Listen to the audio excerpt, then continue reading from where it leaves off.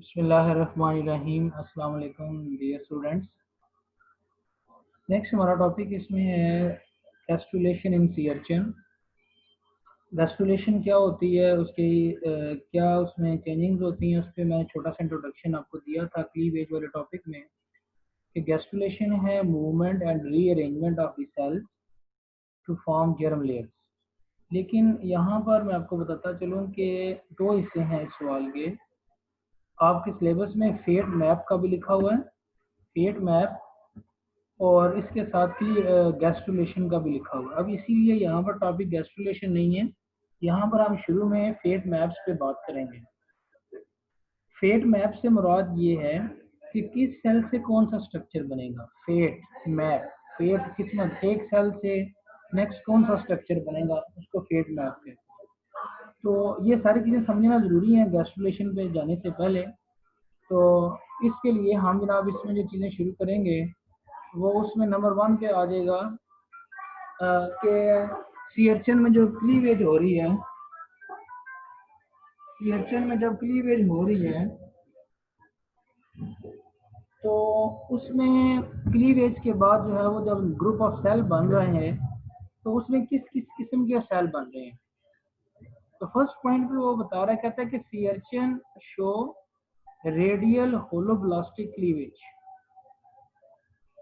ठीक है, ये यानी ये इसका क्लीवेज की टाइप है, होलोब्लास्टिक क्लीवेज होती है जिसमें उसका मुकम्मल ज़ाइगोट डिवाइड हो जाता है। इस होलोब्लास्टिक क्लीवेज के नतीजे में, यानी ये क्लीवेज होती हैं, इन क्लीवेज के नतीजे में क्या होता है, इक्वाटोरियल होती हैं, परपेंडिकुलर क्लीवेज होती हैं। इन क्लीवेज के नतीजे में सेपरेट हेमिस्फीयर ऑफ एनिमल्स बनता है। ठीक है, और वहां पर एक बॉल ऑफ सेल बनता है। लेकिन जो शुरू में 8 सेल्स बनते हैं ब्लास्टोमियर, उसमें 2 तरह के सेल्स आ जाते हैं।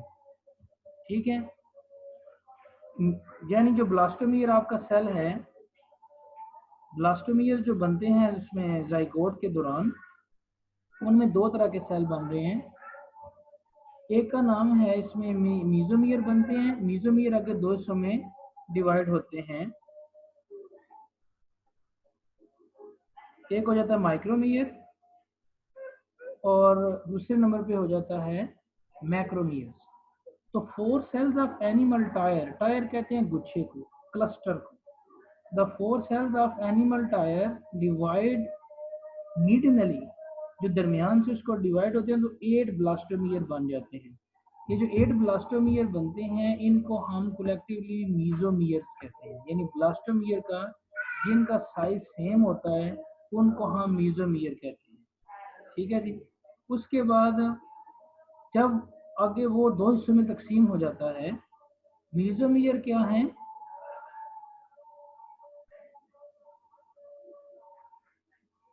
मीजोमियर क्या है,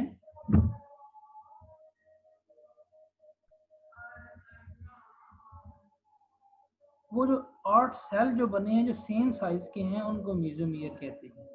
और the vegetal tier undergo the unequal equatorial cleavage to produce 4 large cell. यानी मीजोमियर के बाद फिर 4 बड़े सेल बनते हैं जिनको मैक्रोमियर कहेगा, और 4 छोटे सेल बनते हैं जिनको माइक्रोमियर कहेगा। ये वेजिटल पोल में।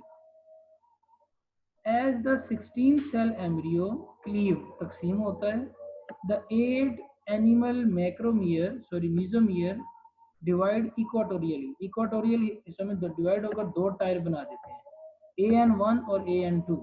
ठीक है ना, ये 2 टायर बन जाते हैं। Macromere divide forming the tier of the 8 cell below AN2. The micromeres also divide, which in later producing the cluster beneath the large tire. ये मैं आपको पहले दिखा दूं ताकि आपको थोड़ा सा इमेज तो बन जाए हम बात किसके बारे में कर रहे हैं। ये देखें, ये टायर है, अब ये एनिमल हाफ है, ये वेजिटल हाफ है, तो दोनों हिस्सों में डिवीजन हो रही है। वेजिटल हाफ अगर आपको याद हो तो मैंने लास्ट लेक्चर में आपको बताया था कि वेजिटल हाफ योक वाला है, एनिमल हाफ जाइगोट वाला है, जहाँ पर जाइगोट बने। तो ये मीजोमियर बने हैं, और ये देखें ना, ये AN1 एक लेयर बनी है, टायर ऑफ सेल, सेल का क्लस्टर बना, ये AN2 है। ये माइक्रोमियर नीचे की तरफ है और ये मैक्रोमियर है। तो ये मीजोमियर बन रहे हैं एनिमल हाफ में, माइक्रो और मैक्रो बन रहे हैं वेजिटल हाफ। ये क्या हो रहा है, ये क्लीवेज है। ये AN1 डेरिवेटिव है, AN2 डेरिवेटिव है, BG1 और BG2, ये जो नीचे वाले मैक्रोब्स हैं। ठीक है, ये आपको शुरू में बताना जरूरी था क्योंकि फेट मैप में आप जब तक ये नहीं देखेंगे फिर आपको समझ नहीं आएगी। ये बॉल ऑफ सेल बन जाता है जिसको मोरूला कहते हैं। मोरूला के बाद ब्लास्टूला बनता है। The blastula stage of the sea urchin development begin at the 128 cell stage. ये भी आपका एमसीक्यू हो सकता है कि जब 128 सेल बन जाते हैं तो उसके बाद वो क्या बन जाता है, ब्लास्टूला बन जाता है। और ब्लास्टूला के अंदर जो कैविटी होती है उसको ब्लास्टोसील कहते हैं। At this time, all the cells are the same in size. Micromeres having short down the cell division. Every cell is in contact with the proteinous fluid of the blastocyst. यानी जो अंदर से ये यहाँ तक आप कर लें, प्रोटीनियस फ्लूइड होता है ब्लास्टोसील के अंदर और हाइलिन लेयर के साथ ये आपस में जुड़े होते हैं, टाइटली पैक्ड होते हैं। अब ये ब्लास्टोसील में आपको दिखाऊं, इसी किसी एक उसने फिगर में दिखाई होगी, ये देखें, ये अंदर ब्लास्टोसील कैविटी जो अंदर बन रही है, लेकिन ये सेल आपस में टाइटली बाउंड हुए हुए हैं। ठीक है जी। तो ये जनाब शुरू में ये पॉइंट्स आपने करने हैं।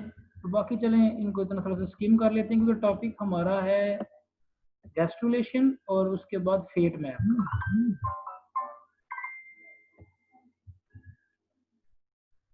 गैस्ट्रुलेशन और फेट मैप का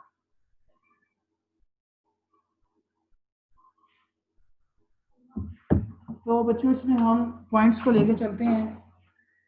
तो आपने देख लिया कि माइक्रोमियर और मीजोमियर बन रहे हैं। तो इसमें जब उन सेल्स की अरेंजमेंट हो जाती है तो उसके बाद फिर हम जनाब इसको देखते हैं कि किस तरह से वो सेल से स्ट्रक्चर बनते हैं। ठीक है, ये आप खुद इसको रीड कर लीजिएगा। फेट मैप पे चलते हैं। फेट मैप का मतलब क्या है? The first fate map of the Sierchin embryo is followed by the descendant of 16 cell stage blastomere। ये जो हमने यहाँ पे पढ़े हैं माइक्रोमियर और मीजोमियर। शुरू में जो 16 सेल मोरूला बना है उन्हीं से ही हम डिटरमिन करते हैं कि जो नेक्स्ट डिसेंडेंट्स, जो नेक्स्ट सेल बनेंगे उनसे कौन से स्ट्रक्चर बनेंगे। देखिए ना, these maps by following the fate of individual cell have been injected with a fluorescent dye। कहता है कि हमने ये डाई इस्तेमाल किया, इस डाई से हमें पता चला कि इस सेल से मजीद कौन कौन से सेल बनते हैं। जब वो सेल बन रहे थे तो उस डाई ने ग्लो करना शुरू कर दिया। ठीक हो गया ना? हाँ जी। Study has shown that the 60 cell stage most of the embryonic cell fate are specified। कि मोस्टली जो एम्ब्रियोनिक सेल स्टेज हैं उनकी फेट डिटरमिन हो जाती है बट और नॉट इरिवर्सिबली कमिटेड। ठीक हो गया। और ये बहुत अहम बात है कि ये जो जितने भी सेल्स होते हैं ये प्यूरिपोटेंट होते हैं। ये आगे हमारा टॉपिक एक आएगा रीजनरेशन और मेटामॉर्फोसिस वाला, उसमें भी हम बात करेंगे। प्यूरिपोटेंट वो सेल्स होते हैं अनडिफरेंशिएटेड सेल्स जिनसे नेक्स्ट कोई भी सेल बन सकता है, उनको हम प्यूरिपोटेंट कहते हैं। ठीक है ना? तो कहता है कि हमने एक्सपेरिमेंट से ये मालूम किया है कि इस तरह के सेल जो हैं वो हमारे बन जाते हैं। तो फेट मैप जनाब हम देखते हैं कि किस सेल से कौन सी चीज बन रही है। ये सेल फेट डिटर्मिनेशन है। A fate of the 60 cell Sierchin embryo is shown in figure 8.8। The animal half of the embryo consists give rise to the ectoderm। ये मैंने आपको बताया था कि 3 जर्म लेयर बन जाती हैं, एक्टो, मीजो और एंडो। तो हमें अब देखें ना ये कितना वैसे इंटरेस्टिंग पॉइंट है कि किस तरह से कौन से सेल से कौन सा स्ट्रक्चर बन जाता है, किस तरह से, मतलब एक बॉल ऑफ सेल है। अब किस तरह से उन सेल को कौन डिटरमिन करता है कि इनसे नर्वस सिस्टम बनेगा, किसी से ब्लड वेसल बनेगी, तो कौन डिटरमिन करेगा? तो कहते हैं कि the animal half of the embryo give rise to ectoderm. इस एक्टोडर्म से क्या बनेगा? एक्टोडर लेयर है जिससे लार्वे की स्किन बनेगी, न्यूरॉन बनेगी। The VG1 layer produce the cell that either form the ectodermal और एंडोडर्मल ऑर्गन। ठीक हो गया। जबकि VG2 लेयर से क्या बनेगा, वो सेल बनेंगे जिनमें तीन, जिससे एंडो भी बन जाएगी, जिससे सीलोम भी बनेंगे, और सेकेंडरी मेसेंकाइमल सेल यानी ये मसल यानी ब्लड सेल्स और पिगमेंटेड सेल जितने भी हैं। The first tier of the micromere produce the primary mesenchymal cell. याद रखिएगा डेवलपमेंट के दौरान ये मेसेंकाइमल सेल बहुत ज़्यादा इसमें आएंगे। ये मेसेंकाइमल सेल उसके लार्वे का स्केलेटन बनाएंगे, और second tier of micromere contribute to the coelom. यहाँ तक हो गया। अच्छा, ये मेरे ख्याल आगे बढ़ने से पहले एक दफ़ा मैं आपको फिगर 8.8 दिखा दूँ। ये फिगर 8.8 है, ये एनिमल पोल है, ये वेजिटल पोल है। ठीक है जी, ये जाइगोट का असर इसमें क्लीवेज हुई है। ये देखें ना, ये जाइगोट, जाइगोट से ये मीजोमियर बने हैं, ये मैक्रोमियर बने हैं। इसमें बच्चों ये जरा गौर करनी है आपने इस बात, ये लेयर है AN1 AN2 AN1 AN2, ये VG, ये वेजिटल लेयर में। अब इन ब्लॉक्स में ये कलर्स हैं, और ये कलर्स किस हिसाब से उसने नीचे बताया हुआ है कि किस कलर से कौन सा बन रहा है। अब ये ओरल एक्टोडर्म बन रही है जिसमें ये दोनों शेड है, और जिसमें डॉटेड शेड है वो अब ओरल है। अब ये देखें, ये डॉटेड शेड है, ये वाला, ये वाला, और ये दरमियान वाला है वो स्मूथ है। स्मूथ वाले से ओरल एक्टोडर्म बन रही है। ओरल मतलब मुंह वाला हिस्सा, अब oral anal portion, anal portion. और जो ये वाले डॉट्स हैं, येलो डॉट जो है, इससे क्या बन रहा है, इससे ये येलो एंडोडर्म बन रहा है। इसी तरह से ये स्केलेटन के स्ट्रक्चर बन रहे हैं। तो ये स्टूडेंट्स, ये फेट, इसको कहते हैं फेट का डिटरमिन होना, यानी इस सेल से क्या बना, इस सेल से क्या बना, इन सेल से क्या क्या बनेगा, फेट किस्मत पहले से पता चल रही है।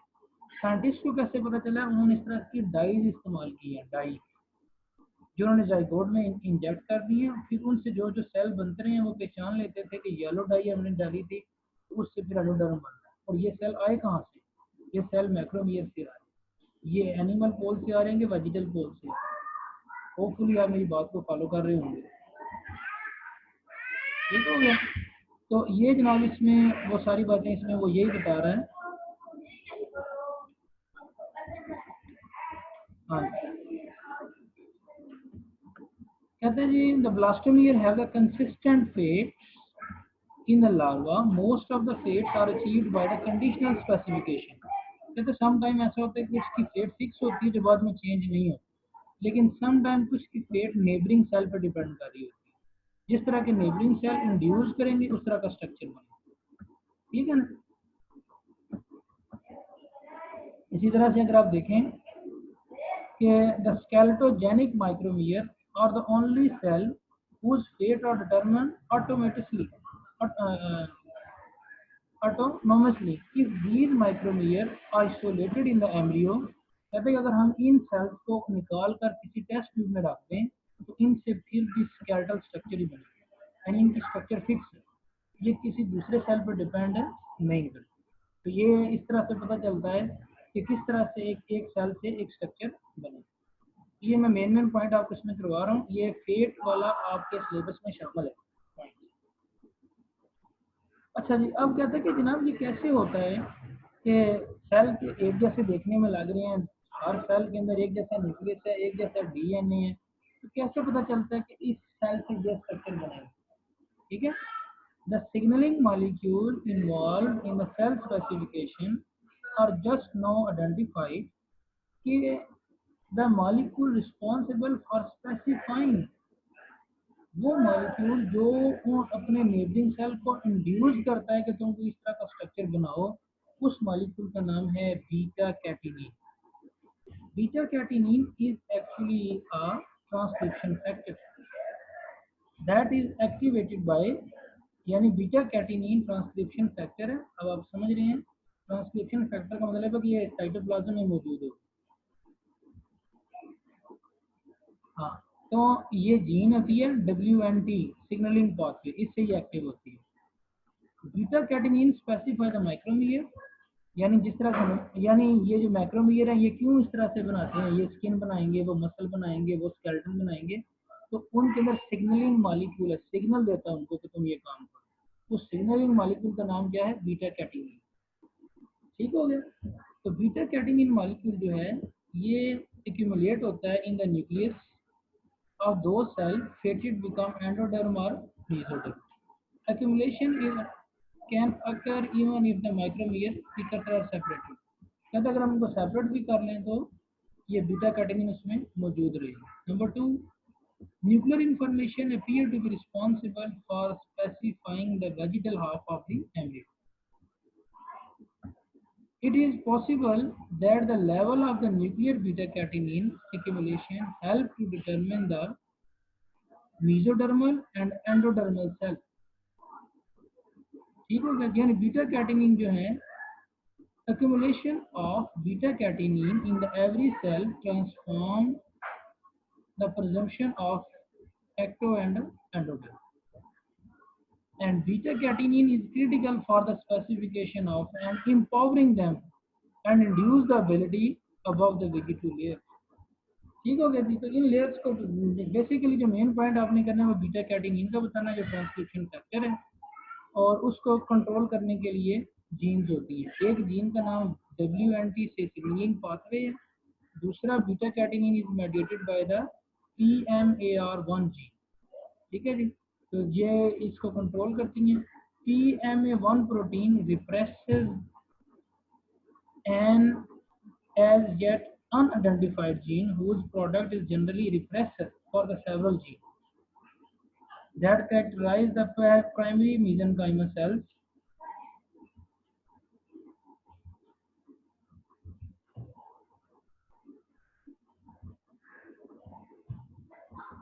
हाँ,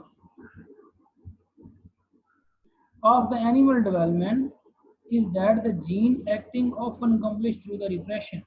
यानी इसकी जो एक्सप्रेशन है इनका वो ये जीन्स कंट्रोल कर रही है और आगे ये 3 तरह की प्रोटीन बन रही है। ये पैराग्राफ करना आप। सम जीन डी दोबारा ऑन हो जाती है, स्विच ऑन और स्विच ऑफ वाली by the action of PMAR product.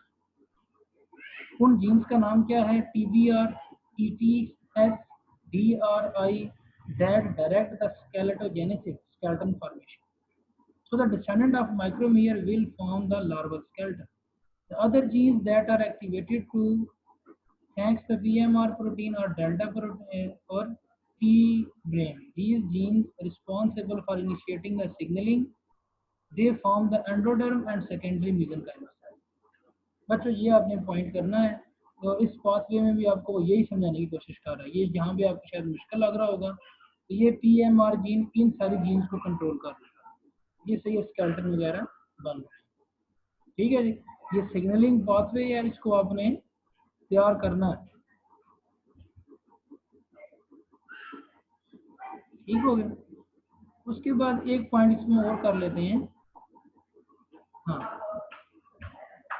once the transcription factor are present in the specific region, they activate the genes that characterize the different cell types। One of the best studied of these genes for endodermal proteins are endo16। Endo16 appear to be secreted product of the endodermal cell, is probably adhesion and rearrangement in the organelle। Endo16 भी protein है जिसको control करता है। तो बस उधर से beta catenin और जीन्स का नाम बता दें, उसके बाद फिर ये इन जीन्स का नाम बता दें। तो ये आपका पहला पॉइंट आपका इसमें कंप्लीट हो जाता है। हाँ, और आखिर पे नोडल जीन्स भी हैं कुछ। The expression of nodal genes, ये the role of nodal was discovered by the, ये नोडल जीन जो है ना ये भी लार्वे की चीजें बनाने में अहम रोल प्ले करते हैं। यानी ये जीन्स के नाम आपने इसको देने हैं। यहाँ से आप कर लें। ये मैं आपको मार करके दे रहा हूँ, इनको पढ़ें इन पॉइंट को। कहते हैं nodal appear to be crucial in establishment of oral ectoderm, so the nodal protein appear to be against the BMP के अगेंस्ट काम करती है और ये इन प्रोमोटर्स को कंट्रोल करती है जिससे ये स्ट्रक्चर बने नोडल जीन्स का। तो बच्चों ये आपने 4-5 चीजें देखी नोडल जीन्स, बीटा ये 16 वाली एंडो 16 और इसमें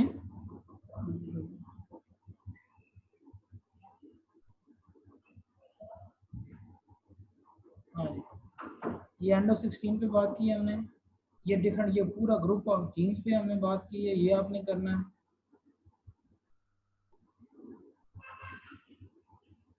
उसके बाद बीटा कैटेनिन पे बात हुई है। ये सारे फैक्टर आपने फेट के हवाले से तैयार करने हैं कि सेल की फेट डिटर्मिनेशन किस तरह से होगी। ठीक हो गया, आगे चलते हैं। तो यहाँ तक आपका पहला ये सवाल कंप्लीट होता है। आगे बढ़ने से पहले मैं आपको बता दूँ, गैस्ट्रुलेशन सवाल अलग आएगा, फेट डिटर्मिनेशन सवाल अलग आएगा। गैस्ट्रुलेशन और है, फेट डिटर्मिनेशन और है जी। अब आते हैं गैस्ट्रुलेशन। अब ये अलग सिलेबस है। गैस्ट्रुलेशन का मतलब क्या है, ये उसने एक छोटी सी डेफिनेशन आपको दी हुई है। गैस्ट्रुलेशन की डेफिनेशन शुरू वाले टॉपिक में हमने की थी, क्लीवेज के एंड पे, the movement and rearrangement of the cells to form a germ layers. तो यहाँ भी क्या आता है कि जो सीएचएन का ब्लास्टूला होता है उसमें सिंगल लेयर होती है, जिसमें 1000 के हिसाब से सेल्स होती है, और वो एक्चुअली खालो बाल होता है, अंदर से उसकी जगह खाली होती है। तो उसके बाद फिर क्या होता है, ये ब्लास्टूला के सेल जो गैस्ट्रूला के अंदर आते हैं और इनके लार्वा खास किस्म की शेप लेते हैं, जिसको प्यूटस लार्वा कहते हैं। प्यूटस लार्वा, ठीक है ना, इनका प्यूटस लार्वा होता है। और उसके बाद इसमें 3 जर्म लेयर बन जाएंगी, एक्टोडर्म, मेसोडर्म और एंडोडर्म। तो शुरू करते हैं। ये इंग्रेशन क्या था, अगर आपको याद हो, अगर आप लाइव यहाँ पे मेरे साथ चल रहे हैं तो मैं आपसे क्वेश्चन भी करता रहूँ चाहता कि इंग्रेशन का मतलब क्या होता है। ये मूवमेंट ऑफ सेल है। इंग्रेशन मैंने आपको बताया था, इंग्रेशन, एपीबॉली, ठीक है ना। तो ये 4-5 हमने मूवमेंट पढ़ी थी। तो इंग्रेशन ऑफ द प्राइमरी मेसेनकाइमा में अगर हम पढ़ें, ये क्या थे प्राइमरी मेसेनकाइमा, ये सेल्स हैं जिनसे इसके स्केलेटल एलिमेंट्स बने। तो सबसे पहले मेसेनकाइमा सेल ये आए हैं। कहते हैं कि blastula hatch from the fertilization envelope and a group of cells derived from the micromeer form epithelio-mesenchyma transformation, so become bottle shape। वो पहले राउंड फॉर्म में थे, वो बॉटल शेप में हुए, और उनके दरमियान में ब्लास्टोसील कैविटी, ठीक है ना। ये देखें, ये ये राउंडेड है। अब ये ब्लास्टूला ब्लास्टोस्फीयर है, ये प्राइमरी मेसेनकाइमा सेल्स हैं, ये रेड वाले। तो ये अंदर की तरफ पिंच होगी, इंग्रेशन होगी। तो इसको आपने इसी तरह से पढ़ना है, एक पॉइंट को साथ लेकर। These cells form a primary mesenchyma cells that will form the skeletal element, यानी skeletogenic mesenchyma body, primary mesenchyma cell। इससे यूं आप समझें कि लार्वे का सारा स्केलेटन बनेगा। mesenchyma सेल एक्सटेंड होते हैं और कॉन्ट्रैक्टाइल हो जाते हैं, उनके दरमियान में फिलोपोडिया डेवलप होते हैं। फिलोपोडिया ना इस तरह का स्ट्रक्चर होता है जिसमें वो सपोर्टिंग स्ट्रक्चर है, दरमियान में एक कंट्रक्टाइल रिंग है जो उसको आपस में चिपकने नहीं दे रहा, ठीक है ना, फिलोपोडिया बन गई। They become localized with the perspective ventrolateral region of the blastula. They fuse into syncytial cables, which will form the axis of calcium carbonate spicules of the larva। यानी ये जो फिलोपोडिया हैं, ये उसके अंदर कैल्शियम कार्बोनेट को deposit करवाएंगे, और जो स्केलेटल एलिमेंट हैं मेसेनकाइमा सेल से जो बनते हैं वो स्ट्रांग हो जाते हैं। जाहिर बात है, कैल्शियम डिपॉजिट होगा तो वो क्या हो जाएंगे, मजबूत हो जाएंगे उसमें। ठीक है जनाब, इसमें आप आ जाए इधर, ये मेसेनकाइमा सेल हमारे साथ चल रहे हैं। तो importance of extracellular lamina inside the blastocoel.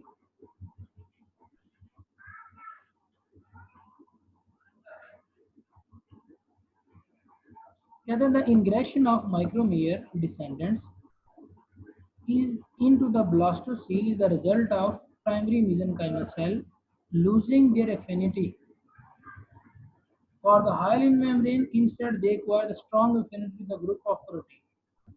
ठीक है, इसकी कोई नहीं इतनी खास इम्पोर्टेंट, इसको छोड़ते हैं हम।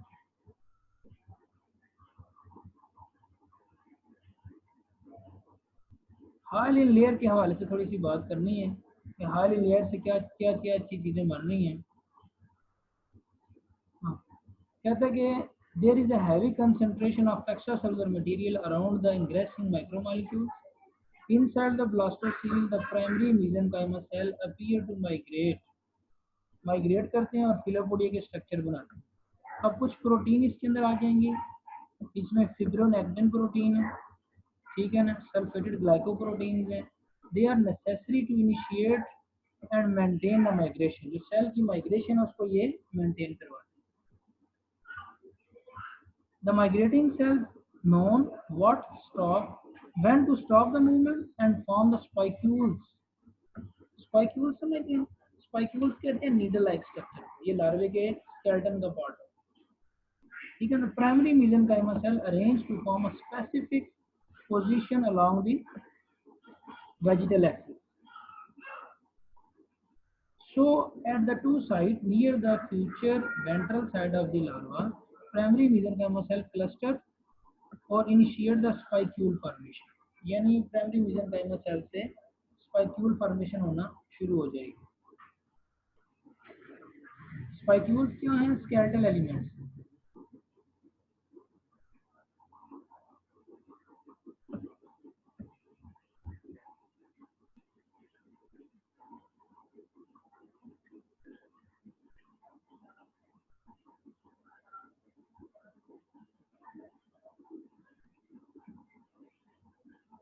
अगर हम देखें जी फर्स्ट स्टेज ऑफ ऑर्केंटिरोन इमेजिनेशन, ऑर्केंटिरोन कहते हैं गट को। गट क्या होता है जी? डाइजेस्टिव ट्रैक उनका बनना शुरू हुआ, वहाँ पर स्केलेटन बना। अब ऑर्केंटिरोन की जो है इमेजिनेशन बनेगी और इनकी गट डेवलपमेंट होना शुरू हुआ। As the primary mesenchymal cell leave the vegetal region, the spherical embryo जो पहले गोल था उसमें चेंजिंग आ जाएगी, ठीक है जी।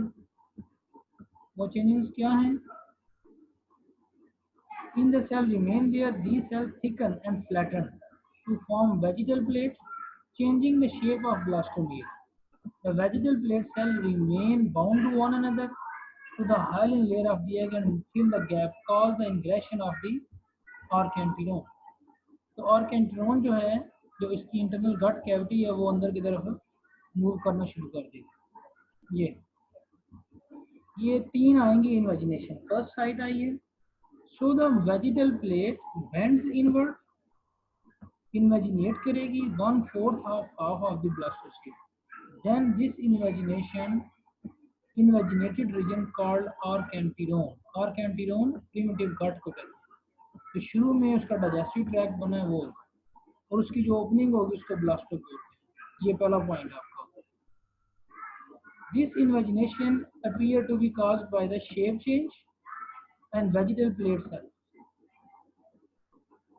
Vegetal plate cells surrounding the 2 to 8 cell of the vegetal pole become bottle shape। उसके सेल जो है वो बॉटल शेप हो जाए। इसको बच्चों आपने इसी तरह से ना थोड़ा सा पढ़ना है, कुछ के कोई इसकी जो पॉइंट्स हैं स्टेप बाय स्टेप वो आपने उनको क्रैम करना है कि इसके गैस्ट्रुलेशन है कि किस से कौन सा स्ट्रक्चर बन रहा है, ये आपने इसी तरह से तैयार करना है। इसका और कोई दिक्कत आप दरमियान में नहीं है। In addition, the hyaline layer at the vegetal plate buckle inward due to the change in the composition. The hyaline layer is actually made up of 2 layers. Outer lamina, outer lamina से क्या बनेगा?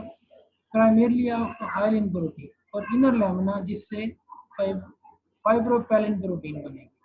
फाइब्रोपेलिन जो है are stored in the secretory granules in the oocyte and secreted from the granules. Blastular stage पर ये जो होती है form the mesh like over the embryo cell. At the time of invagination vegetal plate cell जो है secrete the chondroitin sulphate, ये प्रोटियोग्लाइकिन है, ठीक है जी। यानी ये जो सेल्स हैं ये कॉन्ड्रोटिन सल्फेट खारिज करेंगे, जिससे क्या होगा?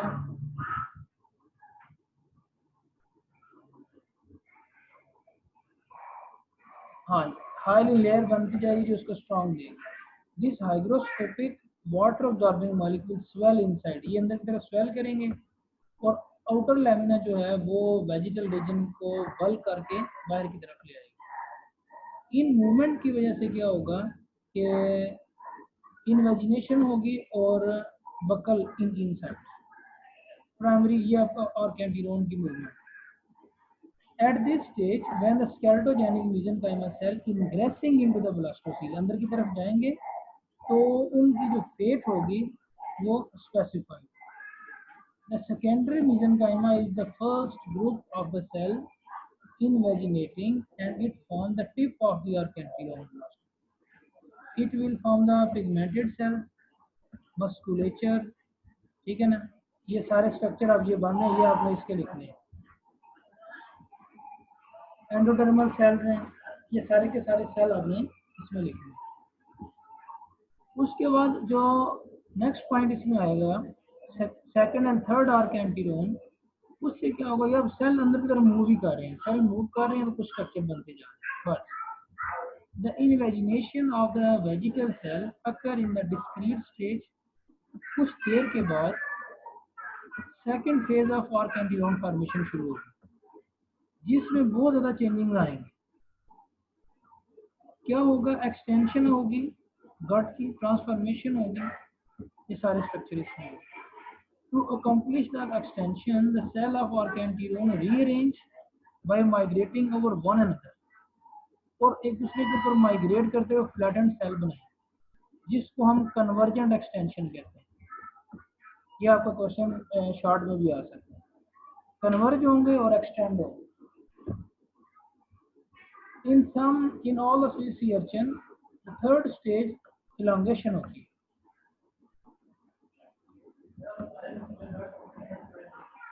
जिससे ब्लास्टोसील वगैरह अंदर की तरफ मूव करना शुरू करते हैं। ये देखें, ये ब्लास्टुला बना हुआ है। The philopodia attached to the wall of the junction between the blastomere shorten and pulling the archenterone. Secondary mesenchymal cells with the laser will result in the archenterone to elongate only about the, तो अगर laser से हमने इनकी movement को check किया तो इनसे ये स्ट्रक्चर बन गया। सेकेंडरी mesenchyme फिलोसाइड any part of blastocoel wall, कहीं पर भी वो अटैच हो जाते हैं।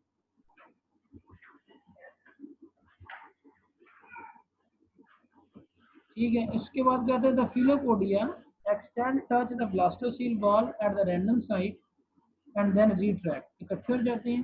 When the filopodia contract they remain attached there, this region pull the archenteron inward. Filopodia के जो सेल्स हैं वहां पर अंदर, ये देखें ना, ये पहले अटैच हुए हैं, अब ये अंदर की तरफ पुल हो गए, तो अब इसने इसको अंदर खींच लिया। इस तरह ये देखें, ये सेल अंदर की तरफ जा, only the philopodia found their target tissue. Did they seize these movements? If the gastrula constrict and philopodia never reach the target area, तो कहते हैं कि ये जनाब अगर फिलोपोडिया जो है ये नहीं होंगे तो उनकी मूवमेंट नहीं हो सकती जी। और इसमें अगर हम देखें, at the top of archenteron meets blastocoel wall of the target region, the secondary mesenchymal cell disperse into the blastocele, they proliferate to form the mesodermal organ। अब ये आपका नेक्स्ट पॉइंट आ गया, mesodermal organ। आपने इसमें क्या करना है, germ layer से जो ऑर्गन डेवलप होते हैं वो आपने इसमें लिखने हैं। The mouth fuses with archenterone to create the digestive cavity. This is the characteristic of deterioration that blastocyte mark the position of anus, यानी ब्लास्टोपोर्स एनस बनती है, ये डिटीरियोस्टोम का पहला है क्योंकि इनका बहुत फ्यूज हो जाता है digestive tract. So pluteus larva elongate, coelom cavities form from the secondary mesenchyme under the influence of nodal protein, ये हमने शुरू में बात की। The left coelomic sac undergo the extensive development forming the many the structure of the adult. ठीक है ना, इसमें देखो आपने ना इसके वो स्ट्रक्चर भी इसमें करने हैं, किससे कौन सा स्ट्रक्चर बन रहा है ये मैं भी आपको बताता हूँ। वो while the imaginary rudiment called juvenile stage reforming the digestive system. The econoderm pattern of the gastrulation provides the evolutionary prototype Dictyostome development. इसमें ट्यूनिकेट्स और वर्टिब्रेट्स है. The first opening become anus. ये पॉइंट आपके जहन में होना चाहिए. ये आपका बहुत अहम पॉइंट है कि इनमें जो फर्स्ट ओपनिंग बॉडी की बनती है वो एनस है और देन माउथ डिटीरियोस्टोम और सेकंड ओपनिंग माउथ होती है. ये इसलिए इनको हम डिटीरियो मतलब deuterostome mouth second. In some sea urchin, the convergent extension cause the nodal expression और एस्टेब्लिशमेंट ऑफ दी एक्सिस. ये हम बात कर चुके हैं. तो जनाब यहाँ तक आपने इनको देख लिया, इनके पॉइंट्स आपने देख लिए. आपने एक और काम इसमें करना है. आपने इसमें जर्म लेयर फॉर्मेशन करनी है. जर्म लेयर फॉर्मेशन अगर हम इसमें पॉइंट ऐड करें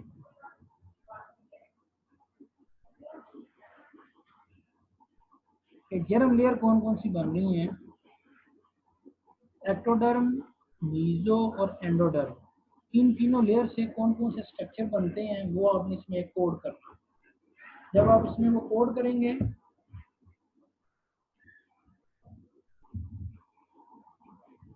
तो उससे फिर आप इसको एक्सप्लेन कर सकेंगे कि भाई कौन कौन सा स्ट्रक्चर इसमें बना हुआ.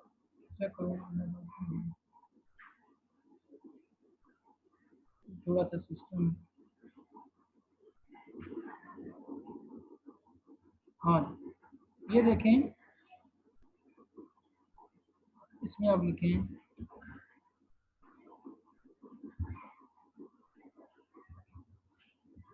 organs from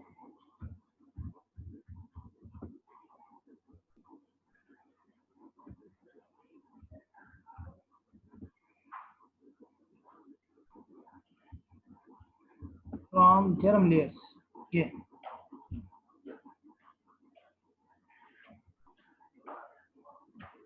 ठीक है.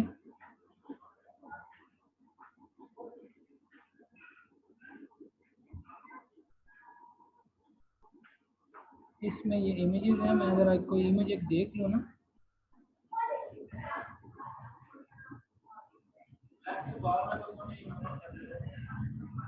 ये आपने मजीद इसको भी देखना है. मैं आपको एक ओवरव्यू दे देता हूँ.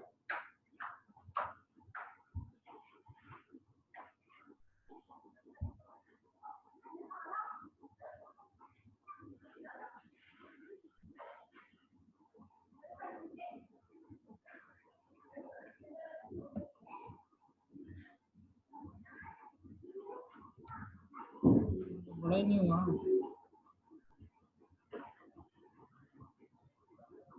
ये स्टूडेंट्स आप जरा गौर करें ये जर्म लेयर्स के बारे में. और यहाँ से ना एक जब आपको एग्जाम देंगे तो यहाँ से उसने आपको कोई क्वेश्चन आपको देना है. ठीक है ना. अब ये जाइगोट बना, ये ब्लास्टोसील कैविटी, ये दरमियान में ये गैस्ट्रुला बना है. ये गैस्ट्रुला से 3 लेयर बन रही है. एक्टोडर्म है, मीजोडर्म है, एंडोडर्म है. ठीक है ना. और गैस्ट्रुला से ये जर्म सेल्स भी बन. अब एक्टोडर्म जो लेयर है ये जब बन गई है तो इससे ये आउटर लेयर बन गई है. ये एक्टोडर्म से आपकी स्किन बन रही है, आपका नर्वस सिस्टम बन रहा है और आपकी आईज पिगमेंटेड सेल बन. ठीक है. ये आउटर लेयर सारी यही होगी बॉडी. इसी तरह से मीजोडर्म है, मीजोडर्म से ये नोटोकॉर्ड बन रहा है. नोटोकॉर्ड क्या होता है जी? नोटोकॉर्ड जिससे वर्टिब्रल कॉलम बनेगा, रीढ़ की हड्डी बनेगी. आपके बोन सेल्स बन रहे हैं, आपके सेल्स ऑफ किडनी बन रहे हैं, आपके रेड ब्लड सेल्स बन रहे हैं, आपके फेशियल मसल बन रहे हैं. ये सारे मीजोडर्म से बन रहे हैं. तो ये डेरिवेटिव आपने बताने हैं कि ये कहाँ कहाँ से निकल रहे हैं. ये सेल्स की कमिटमेंट हुई हुई है. ये जो सेल्स हैं इनकी कमिटमेंट हुई हुई है कि किस सेल से कौन सा स्ट्रक्चर सामने आएगा. ठीक है ना. तो यहाँ पर जो हमने वो पहले में फेट मैप पे बात की है कि ये जो आउटर लेयर थे इनकी कमिटमेंट होगी है कि आपने ये सेल बनाया. अगर हम इन सेल को लगा करके रखेंगे तो इनसे स्किन के सेल ही बनेंगे. तो शुरू में ये टोटीपोटेंट होते हैं, बाद में प्यूरिपोटेंट हो जाते हैं, अनडिफरेंशिएटेड होते हैं, बाद में ये डिटरमिनेंट हो जाते हैं. तीसरी जर्म लेयर एंडोडर्म है जिससे इंटरनल लेयर इसको हम कहते हैं. इससे डाइजेस्टिव ट्रैक, आपका स्टमक बन रहा है, आपके ग्लैंड बन रहे हैं, लंग्स वगैरह बन रहे हैं। तो ये सारे स्ट्रक्चर्स जो है ना, ये आपने देखने हैं, आपने पढ़ने हैं। ये आपके जब आप कभी लैक्चरशिप का टेस्ट देंगे, उसमें से एक क्वेश्चन आएगा कि किस स्ट्रक्चर से कौन सी चीज़ बन रही है। ठीक हो गया ये स्टूडेंट्स? ये बेटा पॉइंट्स आपने इसमें कोड करने हैं कि किस स्ट्रक्चर से कौन सा पॉइंट बन रहा है। तो यहाँ पे चूँकि सीएचएम में तो शायद इतने स्ट्रक्चर ज़्यादा उसकी डेवलप ना हो, लेकिन बात करने का मकसद ये है कि इन जर्म से स्ट्रक्चर फॉर्मेशन होती है, ताकि वो वहाँ पर टोटल वो पॉइंट से एक सेल बन रहे हैं, सेल से वो सेल की मूवमेंट हो रही है, आपको कुछ समझ नहीं आ रहा, तो वो आपने थोड़ा सा याद करना है, इसको आपने समझ लेना। ठीक है, इन पॉइंट्स को पढ़िएगा, कोई बात पूछने वाली हुई तो पूछिए। ठीक है जी, बाकी जनाब ये सारा मूवमेंट ऑफ सेल्स का ही चक्कर है कि यहाँ पे आपका काम कंप्लीट होता है, उसके बाद फिर सिलेक्शन ऑफ फ्रॉग की गैस्ट्रुलेशन है और चिक की है। ये 3 गैस्ट्रुलेशन के सवालों में से एक सवाल आपका आ जाएगा। ठीक है ना, ये 3 आपके गैस्ट्रुलेशन के सवाल हैं, इन तीनों में से एक सवाल गैस्ट्रुलेशन के हवाले से आ जाएगा, चिक वाला, फ्रॉग और सिलेक्शन। ठीक है, तो नेक्स्ट इंशाल्लाह जो पॉइंट आएगा उस पर हम बात करेंगे। तो बेटा आपके क्वेश्चन हो तो आप मुझसे पूछें। Thank you very much.